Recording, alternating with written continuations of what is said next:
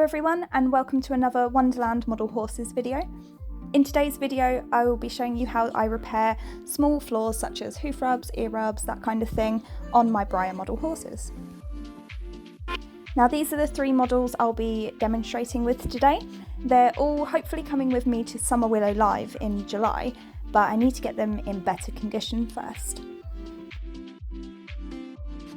Before I introduce you to the models, I just want to quickly take you through the products and the equipment that I'll be using. So first of all, I've got this powdered pastel. This originally came in a stick, a black stick, but I've shaved it down for the powder because it's easier to kind of control. And I'll also be using this stiff pointed makeup brush to apply it. I'm using this kind of brush because the stiff bristles allow me to kind of really scrub in the specific area that I want to apply the pigment to, and also that gives me a little bit more direction and control with where that pigment is going. A fluffy makeup brush is going to push all of the powder across areas that I don't want it to be on, so this just gives me that little bit more control. The sealer that I'll be using is from Plasticoat. Now this sealer I use in all of my customizing, artwork and kind of everything. It's my brand of choice. So I'm sticking to what I know and playing it safe with this because I have previous success with it. I'll also be using epoxy to correct and fix a ear tip. And I'll be using this silicone tipped tool in order to blend and sculpt the epoxy. The pastels that I'm using are from Faber-Castell. They are soft pastel kind of blocks, and I shave them down to get powder. The first model that I'll be repairing is this blue roan standing stockhorse stablemate.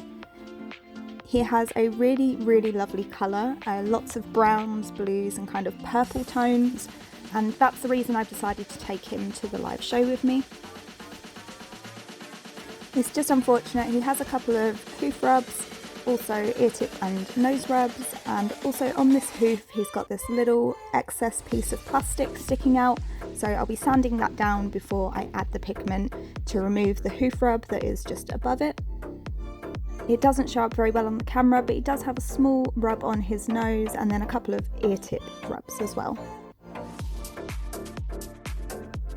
The reason I've chosen to repair this model first is because out of the three of them, he is the cheapest. So if my theories don't work in practice and I make a mistake or damage him even more, it's not as big as a deal as with the other two. Here she is on the work table, and I've already given her a bath to make sure there's no dust or lint or anything that might get sealed in. I'm just going to be removing that excess piece of plastic first. So here I've got my fine grit sandpaper, and what I tend to do is kind of fold it on itself, and then I can use just a little corner or a little side of it just to gently rub down that piece of plastic. It really didn't take long to remove this piece of plastic, only a couple of little brushes with the sandpaper. I just rub it over with my thumb just to remove any of the little pieces of plastic that are still hanging around, just so I can get a good look at the hoof and make sure it's nice and smooth and it's even and I don't have to go in and do any kind of re-sculpting. And you can see there that little bit of plastic's completely gone, so I'm quite happy with this and I'm ready to move on to pasteling. Now I've only shaved down the black pastel for this video because luckily, or unluckily, however you'd like to look at it, all of the areas of damage are on black areas of the horse, so it's pretty easy to cover with just a black pastel. So you can see that I'm brushing away from the horse's body. I'm brushing straight down off of the hoof. This is because I don't want any excess pastel travelling up the leg. He does have some areas that are lighter shade in his leg, so I don't want to kind of mess around with that too much. I've done that first hoof and I'm moving on to the second one, and luckily it doesn't take very long. It's just a couple of brushes with the pastel and all of the rubs have completely disappeared.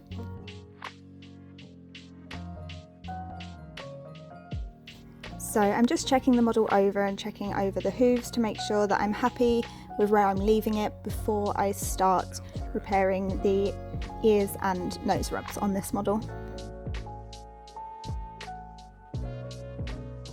Now this model, the end of his nose is black, but as he gets further up the face, he does go into a more kind of lighter purplish tone. So I'm making sure to brush the pastel away from that area, because if I get black up the face, it then creates a line that I need to blend in later on, which is a little bit more work. So you can see here that towards his cheek is more brown and towards the end of his nose is black. So I'm really being specific with where I'm placing the pastel. I move on to the ear tips and the rubs that are there. I do the same process. I first go down the back of the ears, brushing away from the model. I don't want the pastel falling on that light grey neck. I then turn the model over and go from the front of the ears away from the head again, just here. And then lastly, just a couple of little brushes on the top of his ears to make sure those ear tips are completely covered. And he's looking great. I can't see any more scratches on him, so he goes off to be sealed. Here is the completed model. He has no more hoof, nose or ear rubs, and I couldn't be happier with him. He's now ready to join my herd on the live show table. The next model is Nakota, and he was a part of my carpet herd when I was younger. I remember going to the Utterly Horses store in Essex to buy him, and oh my god, Grail achieved. It was like all of my birthdays and Christmases had come at once. But because he was part of my carpet herd, he did end up with quite a few hoof rubs, nose rubs. He has rubs on his mane and tail and his ears as well. But because these are all in black areas, I figure it's going to be quite easy to repair them. Before this part of the video was filmed, he did have acrylic paint over these hoof rubs. It was an attempt I'd made as a young collector to repair him before going to my first live show. So in this part of the video, I'm just going to be showing you how I removed that acrylic paint. As you can see, it is quite light, very thick, and it does not match the model at all. So I'm just going to be using a normal nail scrubbing brush, as well as some fairy washing up liquid and a little bit of water and some elbow grease to remove that paint. So the next thing I need to do is just to give him a quick bath. So I'm using the soft part of a sponge, some warm water, and again fairy washing up liquid to remove all the years of greasy fingers and grime and dirt and playtime from this model. He has been in my collection for about 15 years, I believe, and he's never had a bath. So when I tell you that after this he felt like a brand new model, he really did. It was amazing.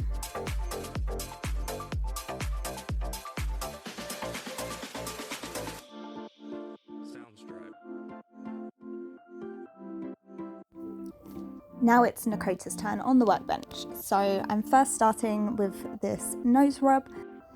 I am finding that the damage on Nakota isn't covering up as well as the hoof rubs and nose rub did on the stablemate model. So I'm going to go ahead and flip the model over and continue anyway on his hooves just to see if there's any difference there. And there isn't. It's still not covering up quite how I would like it to. So I decide to address all of the areas at least once with the pastel and then matte spray the sealer over the top and go back. I'm hoping that the sealer is going to give it a little bit more tooth and a little bit more grip, and then the second coat should be the final coat.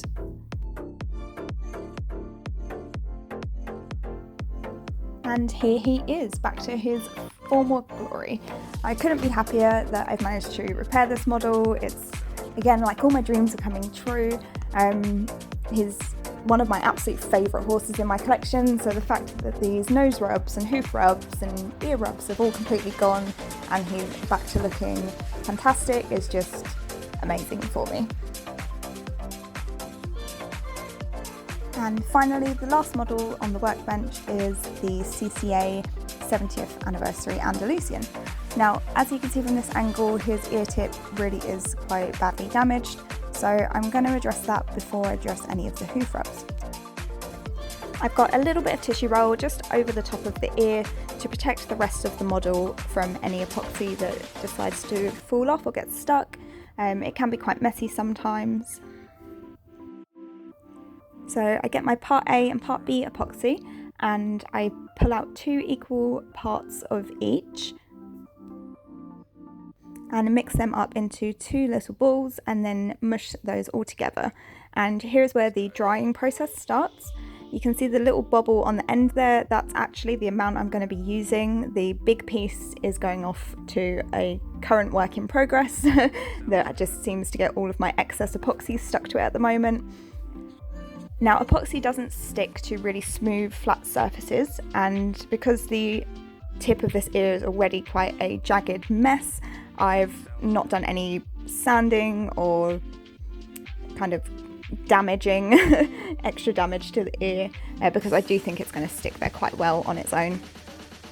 So I get my silicone tip tool and I just start making a little indentation up the center of the ear where it would naturally fold, and then I'm using my finger with a little bit of water just to smooth out the areas and make sure that it's all blending in nicely.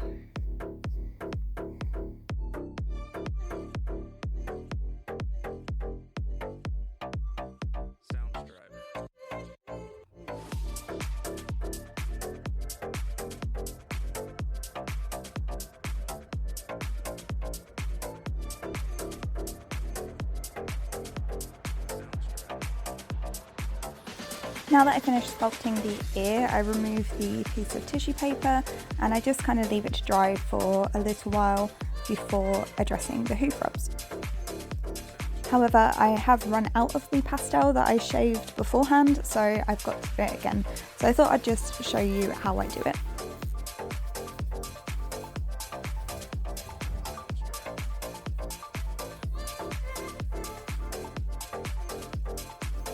I grab the sharpest, closest object to me, which happens to be some sewing scissors, but you can use pretty much anything as long as it's got a sharp enough edge, and just shave that into the container. I fix this hoof rub and also the main rub in much the same way as the other two. The only difference here is that this model has had a small coat of matte sealer in those areas first. Pastel really doesn't stick to gloss, so you have to make those areas matte before you can add the pigment in. As you can see on the mane here, this tip is matte, whereas the rest of his mane is still glossy. I tried really hard to only get it in those areas. And here he is completely finished. I wasn't completely happy with how the ear tip had gone originally, but after it was glossed it looked a lot better. I did forget to film the part of me putting the pastel on, but it's pretty much the same as you've been watching the whole video. His hoof rub looks really great, and his mane came out great as well. Overall, I'm really happy with all 3 of these models, and I can't wait to get them on the live show table. Thank you so much for watching this video, and I hope I've inspired someone to go and repair their old carpet herd. I had a lot of fun filming this video, even though it is really hot in the UK at the moment, and I'm excited to share my next group of projects with you all. As always, if you like this video, please give it a thumbs up and remember to subscribe to keep up to date with all of my projects. Thanks again for watching, and I'll see you in the next one.